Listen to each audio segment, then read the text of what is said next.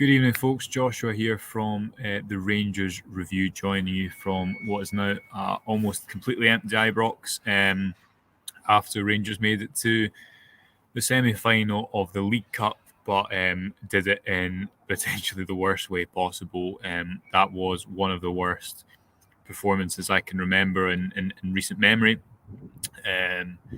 Very laboured after some bright moments in the first half. I thought some bright moments with the fullbacks, Ridvan Yilmaz in particular.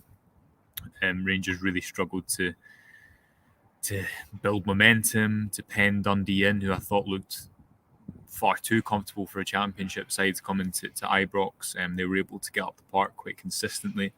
Their manager in the post-match interview said that his frustration was that his side didn't get a little bit more from the game or didn't give it a bit more of a go. And I think when the game is 1-0, that depicts just how bad Rangers were. The pressure off the ball, their invention with it, the speed of play. But the most interesting thing for me tonight, actually having just come out of Giovanni Van Bronckhorst's press conference, was the manager's admission of that. I'm going to read you some of the quotes that he's just said in his press conference. He was asked if he understood the booing, because there was audible booing of the from the stands, from the support at full time. There goes a chair. He says, "They are right. I wasn't happy either. When you play well, you get the applause, but when you don't play well at a club like Rangers, they should boo you. We need to know and feel that the performance in the last half hour is not good enough, and we need to improve. Tomorrow we need to analyse the game, speak to the players who underperformed, and make sure it doesn't happen again on Saturday." And going on, I'll just read you the next bit as well. All I can do is keep working hard with my players to make sure we're improving. And initially it said, sorry, let me just get the third part up here. There we are. I said before, when we qualify for the Champions League, we need to bring the club back to the Champions League. I knew already that it was going to be tough against the opponents we faced. The reality is that it's tough, but that's all you can do. We want to bring success to this club. We want trophies. In the last 12 years, we haven't won. And last season, we won the Scottish Cup after 12 years. The League Cup, we haven't won for years. I want to bring those moments back. That's my aim. For us, it's a habit to win trophies. That's what we need to do. Sometimes performances aren't good. I've been a manager for many years. I had the worst spell as a manager at Feyenoord when we lost 7 games in a row. After that, we won 5 titles in 3 years. That is football as well. You need to keep working hard and make sure you realise you're not doing well and you need to improve. So I don't know what everyone else thinks about that's watching along today, but for me, I think the performance tonight, totally underwhelming. Not much positives, if anything, you can take from it. A lot of criticism, I think, only emphasises and exposes the problems that Rangers have, evidently not just confidence-wise, but their intensity of play on and off the ball. But the manager, I think at points would have come out and maybe just said, look, yeah, we're through, okay, but we're through to the semi-final, because obviously that is the most important thing. But there's a real recognition there, I think, and a more obvious, more stated recognition than I've seen in a while, or maybe ever from him, that Rangers are in a bad moment. His side are not good to watch at the moment. They're scraping through in games, but I think when you're playing like that consistently, there will come a time when you're not able to scrape through in games, and the little deflection that maybe goes your way. Today it was Stephen Davis falling in on a shot, obviously against Motherwell, took individualism from Malik Tillman in a rare set-piece goal. That won't always be the case. So I guess that is important for the manager to recognise that. And as I said, I think that's quite notable that he's come out and said that instead of just getting given lip service, which can sometimes happen after games like this. I also thought as well, just one other note apart from Yilmaz, I thought Roof was very sharp when he came on. That was sorry, I'm just trying to read these comments. He looked very sharp when he came on naturally as well. He hasn't played much football in a while.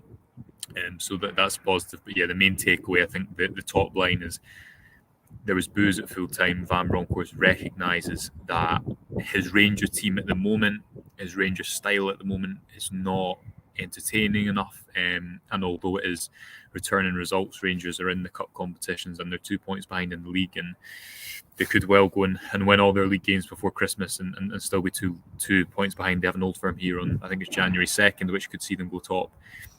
But there's deeper problems that definitely need to be addressed, and I think, as I say, that's what the manager was saying full time. Let me just go through some of these comments and praise for Scott Wright. I thought I had a decent game as well. I think that's absolutely fair.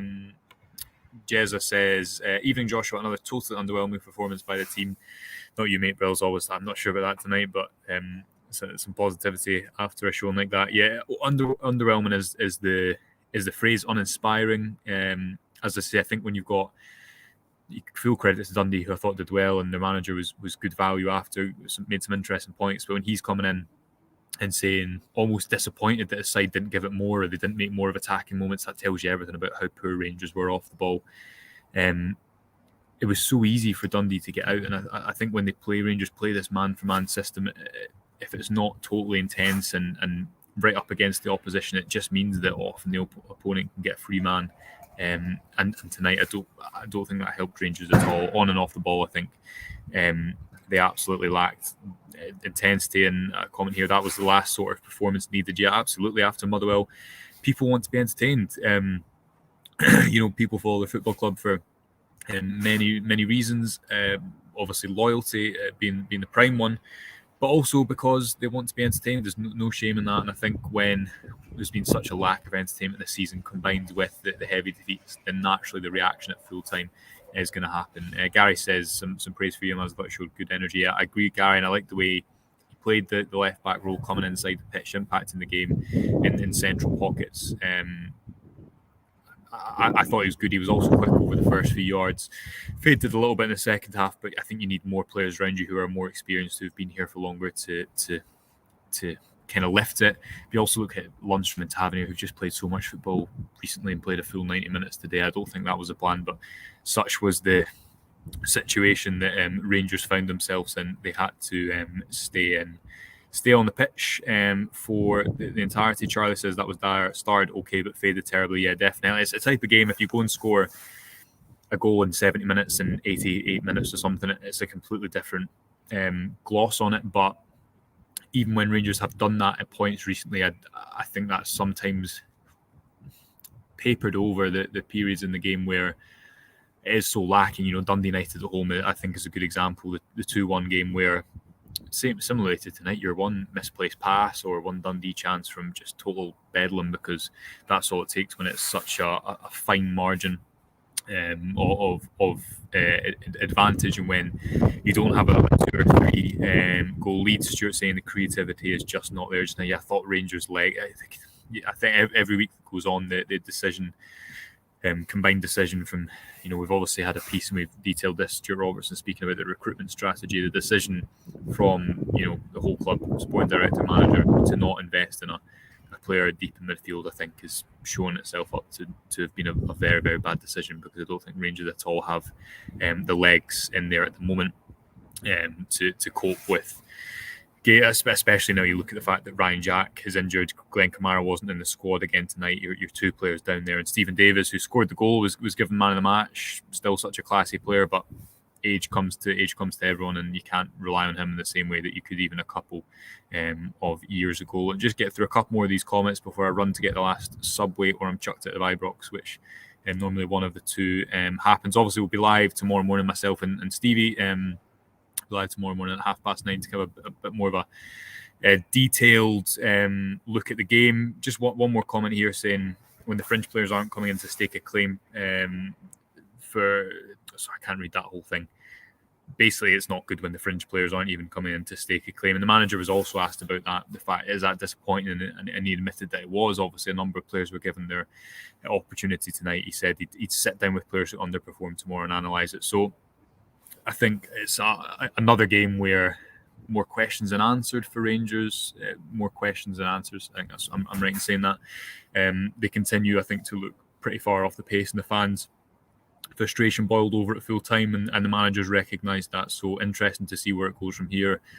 Similar thing with Livingston, as has been the case in recent games. Rangers need a performance as much as a result. They need a much more cohesive, compact, aggressive 90-minute showing to get people on side and convince them that success will follow at the end of the season, because at the moment I think that belief is very low. Rangers obviously do make it through to the semi-final of the League Cup. They'll play Aberdeen on the 14th or 15th of January, but lots of football to be played then, which will be covered all over on the Rangers Review. We're going to be writing tomorrow about some of the reasons behind why Rangers haven't I've struggled so much. Some of the tactical decisions. I think it would be interesting to look at the fullbacks in the first half, who I thought perhaps can provide somewhat of a solution to the difficulties that Rangers have had recently. And you can subscribe for just £1 for 2 months on the ticker below, as that is going along at the moment. Very much appreciate your support, and thank you to everyone who has done that as well. So thanks again to everyone that's joined me pre and post match. Really appreciate everyone viewing along and listening to me ramble. As I say, we'll be live tomorrow morning at 9:30. We'll have coverage over on the website of the game. The manager's press conference will be up on our YouTube channel imminently, and the transcript on our website as well. So do go check those out, and enjoy the rest of your evening, and I'll speak to you tomorrow morning at 9:30.